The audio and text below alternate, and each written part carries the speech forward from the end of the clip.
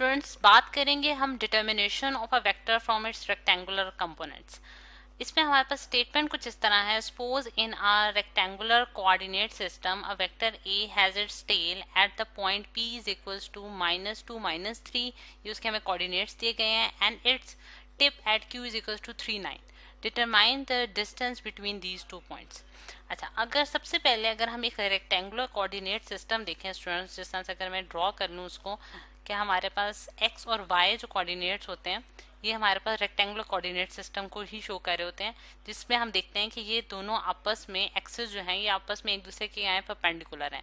ये अगर मैंने y एक्सिस ड्रॉ कर दिया है, ये मेरे पास x एक्सिस है और इन दोनों के दरमियान जो एंगल है वो 90 का है, यानी कि एक दूसरे पर म्यूचुअली परपेंडिकुलर है, जिसकी वजह से हम इन्हें क्या कहते हैं, ये हमारे पास एक रेक्टेंगुलर कोऑर्डिनेट सिस्टम है। ठीक है, बिल्कुल इसी तरह ये मेरे पास नेगेटिव y एक्सिस हो जाएगा स्टूडेंट्स, ये मेरे पास नेगेटिव x एक्सिस हो जाएगा। ये पॉजिटिव है, ये भी पॉजिटिव है। अच्छा, अब हमने एक वेक्टर ड्रॉ करना है जिसे a का नाम दिया गया है, जिसकी टेल जो है वो किस पॉइंट पर है, -2 -3। अब -2 अगर मैं ये देखती हूँ, -2 ये -1 वैल्यू है और इसी तरह यहाँ ये मेरे पास ओरिजिन जो है मैंने o से डिनोट कर दिया है और इसी तरह y में भी मेरे पास यहाँ 1 2 3 -3 वैल्यू। ठीक है। अच्छा, अब अगर मैं इसको ड्रॉ करूँ इस पॉइंट को, तो मेरे पास कुछ इस तरह से रफ मैंने ड्रॉ किया। ये मेरे पास पॉइंट आया है जो कि जिसके जो x वैल्यू है वो -2 है और y वैल्यू जो है वो -3 है। ये मेरे पास p पॉइंट ड्रॉ हो गया। अब इसी तरह स्टूडेंट्स मैं q पॉइंट भी ड्रॉ करूंगी जो कि 3 9 पे लाई कर रहा है, यानी कि उसकी जो x पे वैल्यू है वो क्या है, मेरे पास 3 है, 1 2 3 और जो y पे उसकी वैल्यू है वो 9 है, यानी कि यहाँ से हम 9 डिजिट्स ऊपर जाएंगे। ठीक है, यानी कि 1 2 3 4 5 6 7 8 9। अच्छा, अब अगर हम देखें स्टूडेंट्स कि ये अगर उसकी वैल्यू आ रही है हमारे पास कुछ इस तरह से, तो मैं इस पॉइंट को q पॉइंट कहूंगी, जिसके 3 और 9 जो हैं ये इसके x और y में इसकी वैल्यू है। अब अगर हम यहाँ, ये मेरे पास 2 पॉइंट्स जो हैं वो आगे, अब मैंने क्या करना है स्टूडेंट्स कि मैंने इसके ऊपर वेक्टर a को ज्वाइन करना है, जिसमें मुझे ये बताया गया है कि p पॉइंट जो है वो उसकी टेल है और q पॉइंट जो है वो उसकी टिप है, यानी कि उसका हेड है हमारे पास। तो मैं बहुत इजीली इसको ज्वाइन कर सकती हूँ, यानी कि मैंने हेड बना दिया और ये मैंने उसकी टेल शो कर दी। तो ये वेक्टर मेरे पास a को रिप्रेजेंट कर रहा है। अब क्या करना है स्टूडेंट्स कि हमने a पॉइंट जो हमारे पास जो वेक्टर है उसका p से q तक का इसका जो डिस्टेंस है, या फिर आप ये भी कह सकते हैं इन अदर वर्ड्स कि आपने मैग्नीट्यूड फाइंड आउट करना है a वेक्टर का। ठीक है, क्योंकि a वेक्टर किसी डिस्टेंस को शो कर रहा है। ठीक है, डायरेक्टेड डिस्टेंस को शो कर रहा है p से q तक का। ठीक है, तो आपने उसकी जो वैल्यू है उसकी मैग्नीट्यूड जो है वो फाइंड आउट करना है।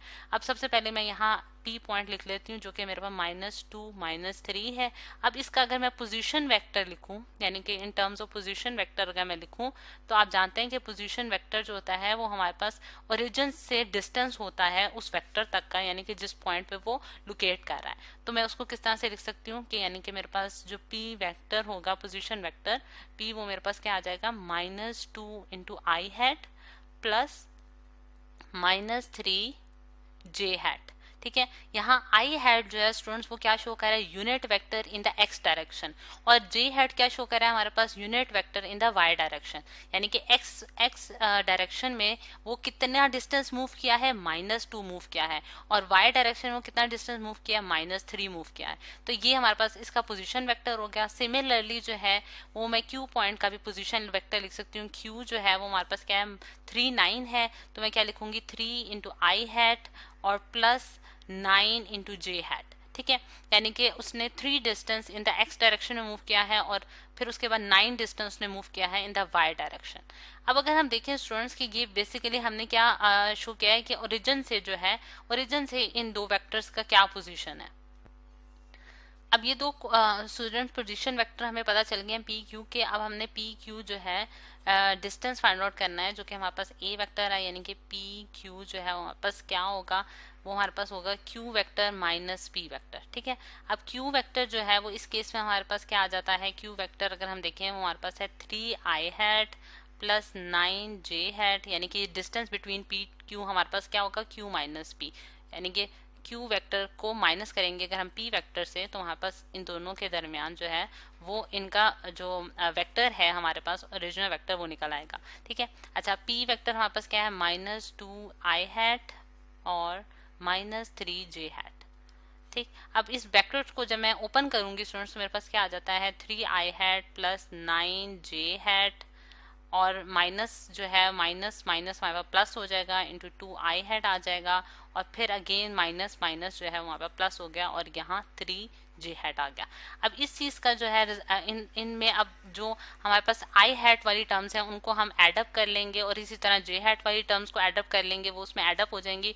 तो हमारे पास क्या बनता है 5i हैट, और प्लस हमारे पास क्या बनता है 12j हैट, यानी कि 9 प्लस 3 हमारे पास क्या बन गया 12j हैट।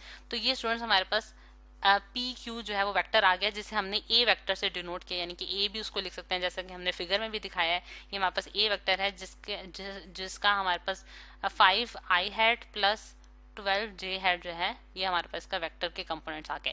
अच्छा, अब अगर हम देखें स्टूडेंट्स कि अगर हमने अब इस वेक्टर का हमने क्या फाइंड आउट करना है, डिस्टेंस फाइंड आउट करना है, यानी कि इन अदर वर्ड्स आप ये भी कह सकते हैं कि हमने मैग्नीट्यूड फाइंड आउट करना है। और वो हम किस तरह से फाइंड आउट कर सकते हैं कि हम क्या करेंगे, इसका जो एक्स कंपोनेंट है उसका हम उसके मैग्नीट्यूड मतलब कि उसके कोफिशिएंट का स्क्वायर प्लस 12 जो है, यानी कि वाई जो वाई कंपोनेंट है उसके भी कोफिशिएंट का स्क्वायर करेंगे with the help of Pythagoras theorem. ठीक है, तो हमारे पास क्या बनता है अंडर द रूट 5 5 हमारे पास 25 होगा, 5 का स्क्वायर और 12 का स्क्वायर जो है हमारे पास 144 हमें आंसर देगा।